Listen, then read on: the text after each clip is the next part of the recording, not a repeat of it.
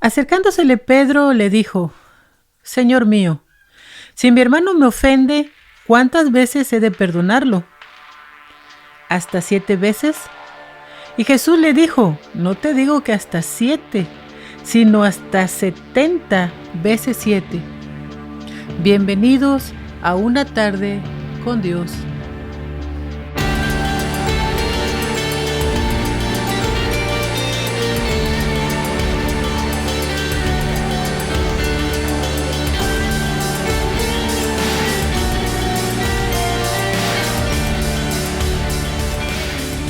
El odio es un sentimiento profundo e intenso. El odio es un sentimiento relativamente estable que denota una aversión intensa hacia otra persona, entidad o grupo, y suele incluir emociones negativas como la ira, el asco o el desprecio. Sin embargo, no deben confundirse con estas últimas, que son situaciones de corta duración. Vemos en las noticias que los crímenes de odio siempre involucran perjuicios negativos hacia otros y que son fríamente calculados. Cuando hay odio, solo deseamos que el otro desaparezca. No hay disculpas que valgan, ni cambios que funcionen, pues todo lo que nos causa aversión está relacionado con su existencia. La ira, el desprecio y la envidia continuada pueden llegar a transformarse en sentimientos de odio. ¿Por qué la gente odia? Los sentimientos de odio suelen desarrollarse por diversas razones. Las más comunes son las siguientes. Número 1, sentir envidia o desear lo que la otra persona tiene, lo que les lleva a creer que es injusto que alguien tenga lo que ellos no poseen. Número 2, por aprendizaje. En este caso, los padres, la cultura u otros grupos sociales inculcan ese sentimiento a través de perjuicios o creencias mal infundadas sobre un grupo de personas, por ejemplo, el racismo, etc. Número 3, ser humillados o maltratados por otras personas. En este caso, la impotencia que genera no poder defenderse suele ir cultivando poco a poco sentimientos de odio. Número 4, la deshumanización. Creer que otras personas son inferiores, incivilizadas o simples animales. Número 5, siente desprecio por algo. Número 6, la ausencia de un ser querido. Número 7, sentimientos de superioridad. Y número 8, sensación de impotencia. El odio, la ira y la envidia están relacionados, pero no significan lo mismo. El odio es un sentimiento más nocivo y difícil de superar. Hay que recordar que el odio nunca deja nada bueno. El odio es sinónimo de hostilidad, resentimiento, rencor, lo cual genera un sentimiento de profunda enemistad y rechazo que conduce al mal hacia una persona o el deseo de enfrentamiento con la misma. El odio es visto como un valor negativo que va en contra del amor o la amistad. El odio acarrea consecuencias destructivas y peligrosas, específicamente agresiones físicas, psicológicas y verbales, que en ocasiones llevan a la muerte de una persona, producto del odio que alguien siente por ella. No obstante, los principales delitos por odio son aquellos que son cometidos a un grupo social con características determinadas, como el caso de las víctimas por el racismo, homofobia, xenofobia, etnocentrismo e intolerancia religiosa. A estos se les llaman crímenes de odio. El rencor y el odio acaban creando un resentimiento tan profundo basado en la necesidad de decir algo que nunca se ha podido expresar. La persona se siente defraudada y empieza a generar en su mente sentimientos negativos hacia la persona. Estas emociones negativas no nos dejan ser felices. El odio es un sentimiento negativo, es perverso, destructivo y contraproducente. Si una persona odia a otra, lo más seguro es que desee que no exista. El rencor es el sentimiento de hostilidad o gran resentimiento hacia alguien quien nos ha hecho algún tipo de ofensa o daño. Todas las personas que odian o mantienen un rencor hacia una persona piensan que al odiar les están haciendo daño, aunque en realidad es todo lo contrario, se hacen daño a sí mismas. Al alimentar al odio y al rencor, que son dos sentimientos profundos y poderosos, que una vez que están dentro de nosotros, desequilibran nuestra mente y cuerpo. En realidad ocurre con cualquier sentimiento negativo. Si está presente durante muchos años, acaba volviéndose contra nosotros. Debes comprender que mantener estas emociones negativas no te dejará ser feliz del todo. Así que, aparte de tener sentimientos negativos dentro de ti, te niegas tu propia felicidad. Estas emociones nos perjudican y nos destrozan física y mentalmente, ya que todos estos pensamientos son tóxicos. Hay que aprender a soltar y a olvidar ese dolor. No podemos vivir deseando el mal a los demás. El odio no se apaga con más odio. Si mantenemos el odio, acabará escalando a violencia física y verbal. Tenemos que examinarnos, ya que estos sentimientos te llevarán a la necesidad de vengarte por el mal recibido, y nuestro cerebro empieza a tener una cantidad de imaginaciones terribles, incluso el asesinato. A nivel físico, el odio genera un estado de excitación que puede producir tensión muscular, malestar gastrointestinal, hipertensión y sentimientos de sobrecarga. El rencor se manifiesta en forma de desprecio, de sentimientos de ira intensa, mantenida en el tiempo. El odio puede perpetuarse generacionalmente. El odio puede llegar a ser obsesivo. Los odios pueden ser individuales, como mostrarlo a una expareja, o odios colectivos contra homosexuales, musulmanes, a los inmigrantes, o a políticos, o a fanáticos religiosos. Estos rencores colectivos están basados en perjuicios que se transmiten generacionalmente. El odio es un sentimiento negativo que solo hace daño a quien lo siente y padece, ya que es como tomar un veneno y esperar a que muera la otra persona. Encadena a la persona al pasado e impide cicatrizar la herida y dificulta la alegría de vivir.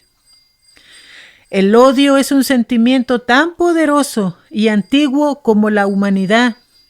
Cada vez más expertos en salud mental lo consideran como una enfermedad grave. A diferencia del amor, que en su expresión más sublime puede llevar a dar la vida por otro, el odio busca causarle el mayor daño posible al otro, destruirlo, acabarlo. Este sentimiento te consume y te destruye. La persona se vuelve irracional y altamente contagioso. Es muy difícil de controlar cuando infecta a una sociedad. Debido a su carácter irracional y destructivo, el odio lleva a cometer todo tipo de crímenes y por eso es considerado como un delito. Consecuencias del odio dentro de la sociedad. Bueno, es el número 1 en ser el precursor de las guerras, condena o aversión, deseos de venganza, matanza en sitios públicos. Cuando alguien experimenta odio o ira, se liberan hormonas y sustancias como la adrenalina y el cortisol, que es la hormona del estrés, además de la prolactina, y si se secretan por largo tiempo, debilitará el sistema inmune, además de problemas de insomnio y de subidas y bajadas de peso, haciéndolo más vulnerable a sufrir cualquier tipo de enfermedades.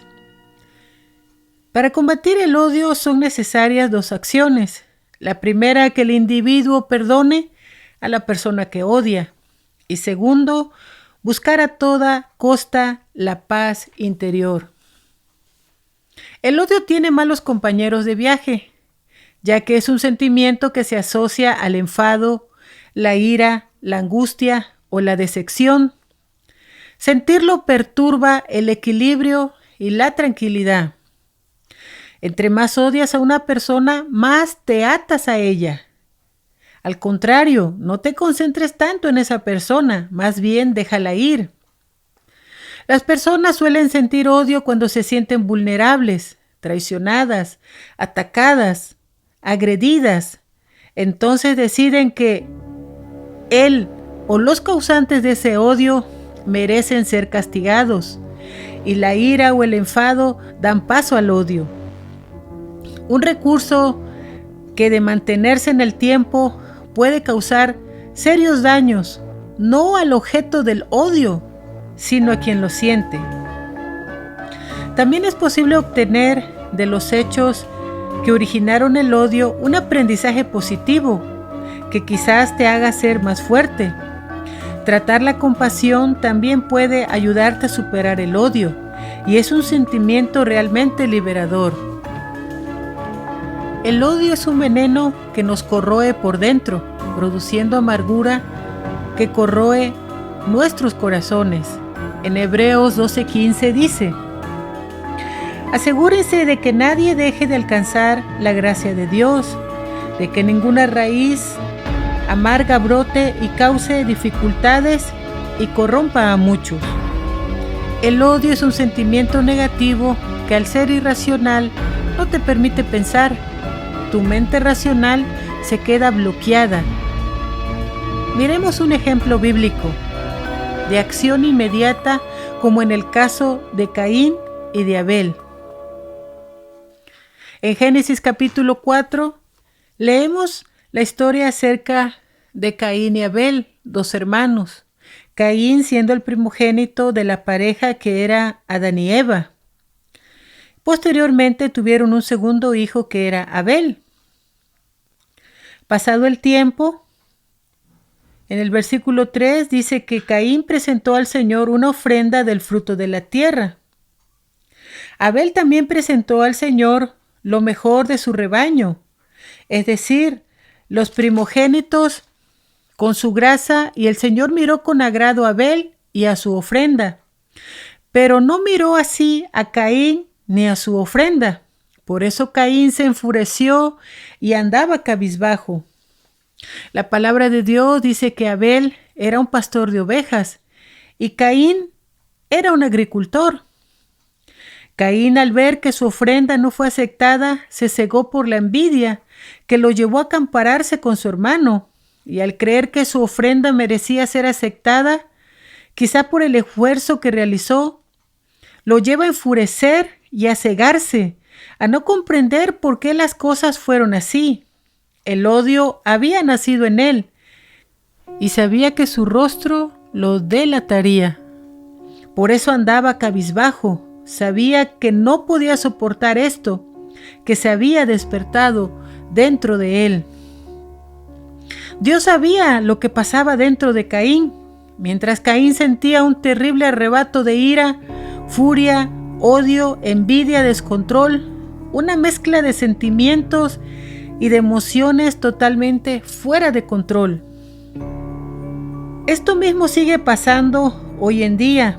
El mundo está fuera de control, sus emociones están desbordadas y piensan que acabar con la persona que les hizo daño que los abusó, que los maltrató, que los humilló, que los hizo sentir mal, acabarán con el problema, cuando el real problema está dentro de nosotros, porque nos dejamos arrebatar por el enojo, porque no damos chance al perdón o a la disculpa. Dios conoce lo más profundo de nosotros, por eso nos dice que miremos a nuestro interior. En Mateo 15, 18 y 19 dice: pero lo que sale de la boca viene del corazón y contamina a la persona, porque del corazón salen los malos pensamientos, los homicidios, los adulterios, la inmoralidad sexual, los robos y los falsos testimonios y las calumnias. En Génesis 4:6 dice: entonces el Señor le dijo: ¿por qué estás tan enojado? ¿Por qué andas cabizbajo? Si hicieras lo bueno, podrías andar con la frente en alto. Pero si haces lo malo, el pecado te acecha, como a una fiera lista para atraparte. No obstante, tú puedes dominarlo. Dios estaba advirtiendo a Caín del poder destructivo de la ira y de no tomar control de todos los sentimientos que habían nacido en él. El pecado te acecha como una fiera. En 1 de Pedro 5, del 8 al 9 leemos: practiquen el dominio propio y manténganse alerta. Su enemigo, el diablo, ronda como león rugiente, buscando a quien devorar. El versículo 9 dice: resístanlo, manteniéndose firmes en la fe, sabiendo que sus hermanos en todo el mundo están soportando la misma clase de sufrimientos. No obstante, tú puedes dominarlo, resistir, luchar contra el pecado. Dios no quería que se diera al pecado, no quería que fuera arrastrado por sus sentimientos negativos y destructivos. Desgraciadamente, la puerta del mal estaba abierta.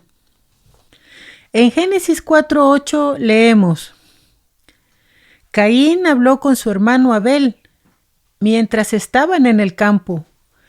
Caín atacó a su hermano y lo mató. Quizás conversó con su hermano para que no desconfiara de él antes de asesinarlo. En el versículo 9 leemos: el Señor le preguntó a Caín: ¿dónde está tu hermano Abel? No lo sé, respondió. ¿Acaso soy yo el que debe cuidar a mi hermano? Dios sabía lo que había pasado, pero le estaba dando a Caín la oportunidad de arrepentirse, de confesar su pecado y de comenzar a hacer lo correcto después de haber hecho el mal. Vemos la historia de Jacob y Esaú. Eran cuates y su madre tenía preferencia por Jacob y Isaac por Esaú. Todo se convierte en un drama, donde Jacob se queda con la primogenitura que le corresponde a su hermano y con la bendición de su padre. Esaú menospreció su primogenitura y la cambió por un plato de lentejas. Pero esto no acaba ahí. Él suplanta a su hermano con la complicidad de su madre.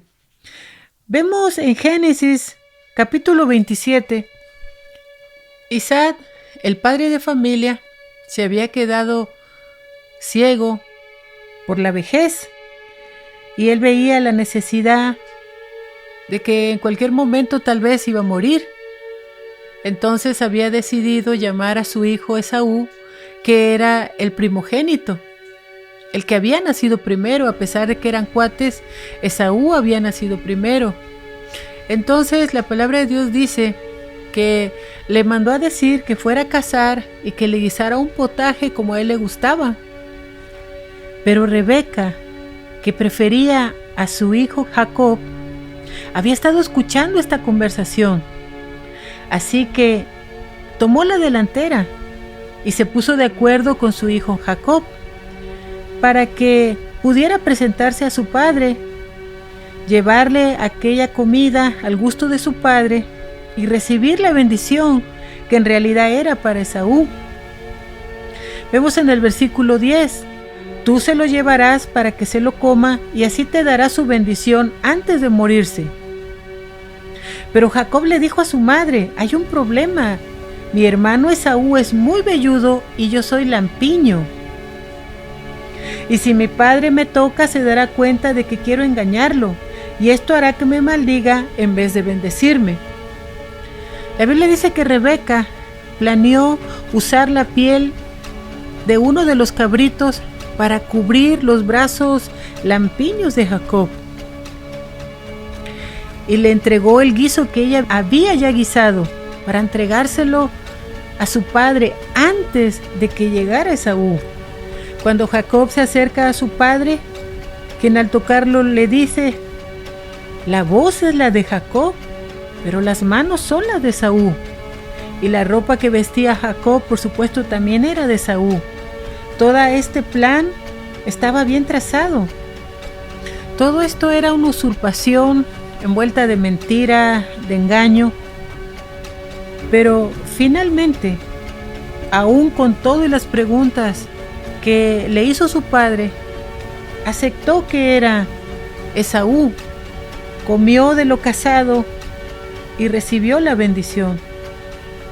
Recibió una bendición que no le pertenecía, pero que gracias a esta trama hecha por su madre, había logrado recibir. Pero esto no quedaría allí. En Génesis 27:30 dice así, no había terminado Isaac de bendecir a Jacob y de salir de la presencia de su padre cuando Esaú volvió de cazar. También él le preparó el guiso y se lo llevó a su padre y le dijo, levántate, padre mío, y come lo que ha cazado tu hijo. Luego podrás darme tu bendición. Pero Isaac lo interrumpió. ¿Quién eres tú? Soy Esaú, tu hijo primogénito, respondió. Isaac comenzó a temblar, muy sobresaltado, dijo, ¿quién fue el que me trajo lo que había cazado? Poco antes de que llegaras, yo me lo comí todo. Le di mi bendición y bendecido quedará. Al escuchar Esaú las palabras de su padre, lanzó un grito aterrador y lleno de amargura y le dijo, Padre mío, te ruego que también a mí me bendigas. Pero Isaac le respondió, tu hermano vino y me engañó y se llevó la bendición que a ti te correspondía. El dolor profundo y amargo que experimentó Esaú se convirtió en rencor, que se volvió en odio hacia su hermano. Versículo 41 y 42 dice, a partir de ese momento, Esaú guardó un profundo rencor hacia su hermano por causa de la bendición que le había dado su padre, y pensaba, ya falta poco para que hagamos duelo por mi padre. Después de eso, mataré a mi hermano Jacob. Cuando Rebeca se enteró de lo que estaba pensando Esaú, mandó a llamar a Jacob y le dijo, mira, tu hermano Esaú está planeando matarte para vengarse de ti.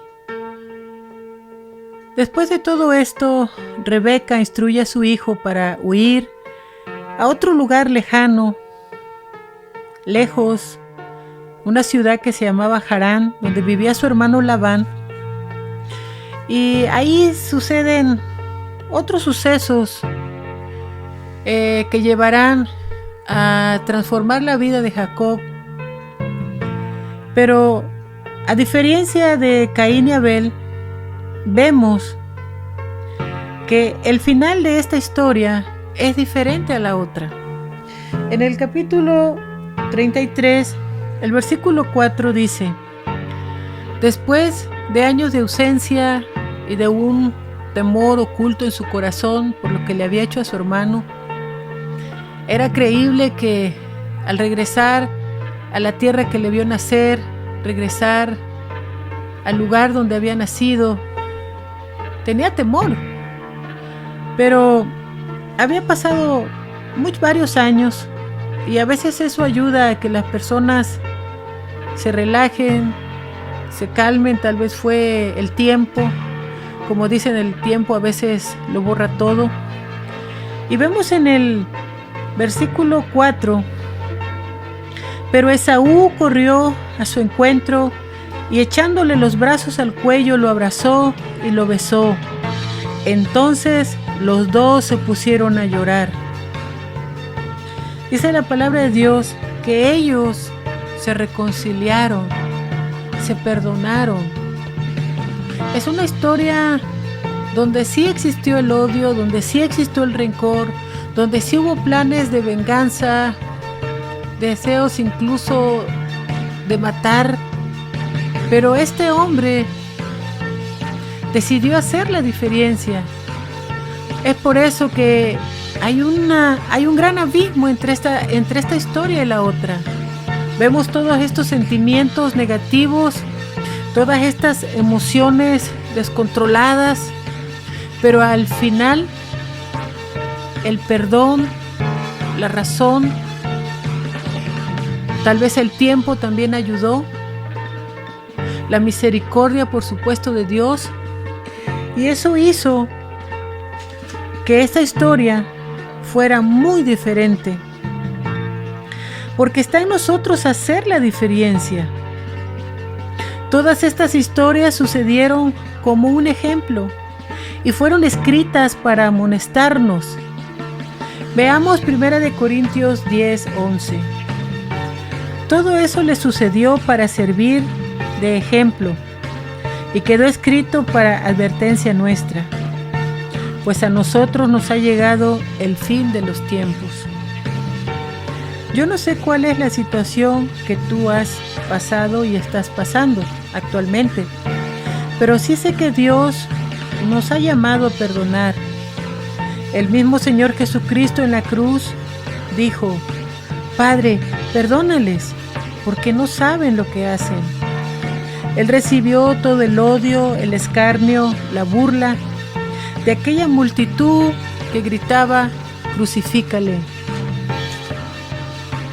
Y todo lo soportó para poder llevarte a la libertad. Su vida y sus enseñanzas aplicadas a nuestra vida diaria, en toda circunstancia, nos ayudarán a hacer la diferencia en nuestra vida. Su palabra dice: aprended de mí, que soy manso y humilde de corazón. Y recuerda que si nosotros no perdonamos a los que nos ofenden y nos dañan, tampoco nuestro Padre que está en los cielos perdonará nuestras transgresiones.